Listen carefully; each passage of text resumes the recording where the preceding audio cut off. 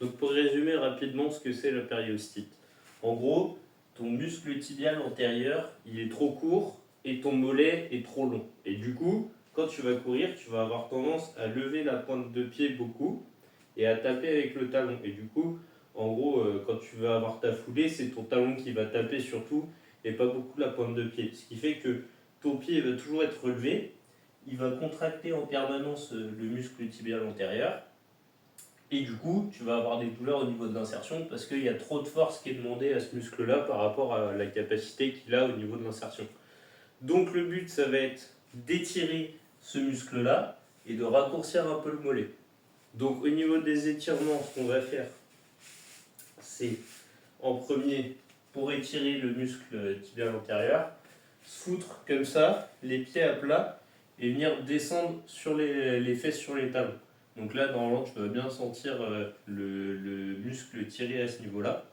Donc ça va permettre de l'étirer. Donc tu fais des séries de 30 secondes, 1 minute. Ensuite, pour continuer sur les étirements, quand on va faire les étirements, quand on va travailler le mollet, il va aussi falloir l'étirer parce que sinon ça va créer d'autres douleurs si on raccourcit le mollet sans lui permettre de s'étirer. Donc un des étirements de mollet les plus simples, c'est juste se foutre sur une marche et descendre les talons. Et là tu vas sentir tout de suite les mollets qui vont tirer. Donc il faut essayer de mettre que les orteils et vraiment le début de la plante de pied sur la marche et de descendre le plus bas possible. Là pareil, série de 30 secondes, 1 minute.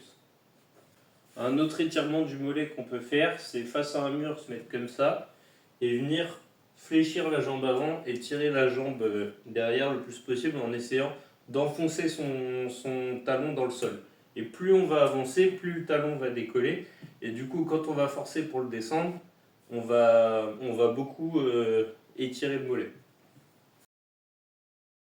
Et donc sinon, au niveau renforcement, ce qu'on peut faire, c'est toujours sur une marche, se mettre comme ça, descendre un peu sur les mollets et ensuite remonter. Donc là, on va beaucoup contracter le mollet. Ensuite, on lève un pied et on redescend sur un pied doucement.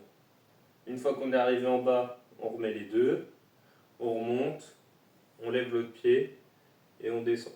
Donc ça va vachement travailler le mollet. Donc là, faut faire des séries de déjà une dizaine de fois par mollet, tu vas bien le sentir. Et tu fais 3 séries avec 1 minute de repos entre chaque. Donc on descend bien, on remonte et on redescend sur un pied.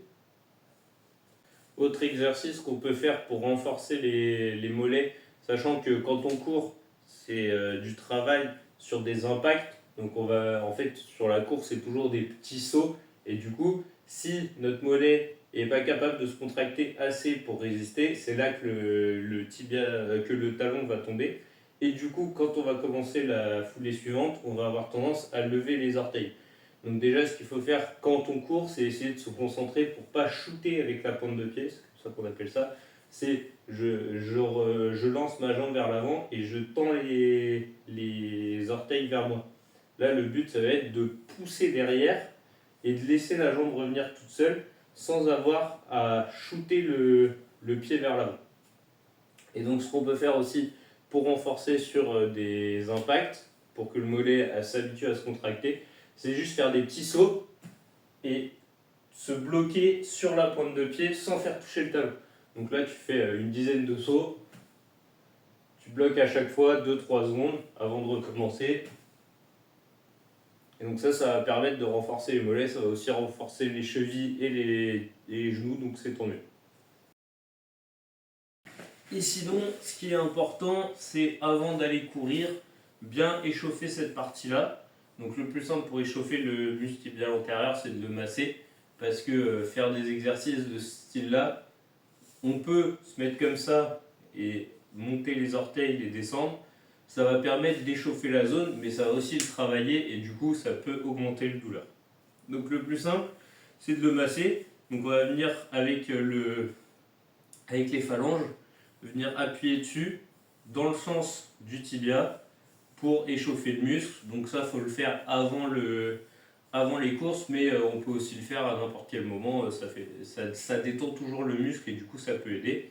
Et pareil, les mollets, on peut venir avec les phalanges pour faire des allers-retours toujours dans le sens du muscle, donc de bas en haut. Et autre méthode de massage, donc ça va être avec un rouleau de massage. Donc au début, on va venir sur les mollets. Si on n'est pas à l'aise à le faire à une jambe, on le fait avec les deux. Si après on est à l'aise, il vaut mieux le faire avec une seule jambe, parce que du coup ça va plus travailler vu qu'il y aura plus d'appui directement sur le muscle. Donc là on va venir avec les deux jambes, faire des allers-retours, toujours dans le sens du muscle. Après, quand on est à l'aise à une jambe, on pose le pied par-dessus et c'est la même chose. On fait une vingtaine d'allers-retours et ça, on va bien sentir le muscle qui se fait aplatir et normalement ça détend. Pas sur le moment, parce que sur le moment ça fait toujours mal. Et on peut faire la même chose donc, pour masser le muscle tibial antérieur. Donc si on le fait avec les deux pieds en même temps, il faut mettre les pieds vers l'intérieur pour pouvoir appuyer sur le muscle et pas directement sur le tibia. Donc on se met comme ça.